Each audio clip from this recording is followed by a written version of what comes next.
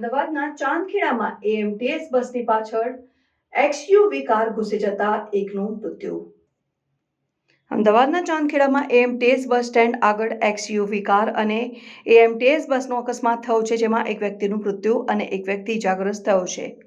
ચાંદખેડા ગામના AMTS bus stand પાસે અકસ્માત. ચાંદખેડા ગામના એએમટીએસ બસ સ્ટેન્ડ પાસે સવારે એક્સયુવી કાર ફૂલ ઝડપે આવી રહી હતી. ત્યાં બસ સ્ટેન્ડ પાસે એએમટીએસની બસમાં મુસાફરો ચડી રહ્યા હતા.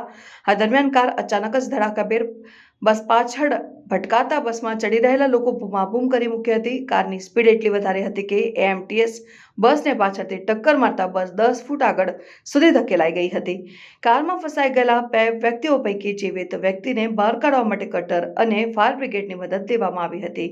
જ્યારે હાલ આ લોકો ક્યાંથી આવ્યા હતા અને કોણ હતા તેની તપાસ ચાલી રહી છે. અહીંયા હાજર પ્રત્યક્ષદર્શીઓના જણાવ્યા પ્રમાણે કાર એટલી સ્પીડમાં હતી કે બસના પાછળના ભાગમાં ઘૂસી ગઈ અને તેમાં બેઠેલા અને બસમાં ચડતા લોકો પણ બૂમાબૂમ કરવા લાગ્યા હતા.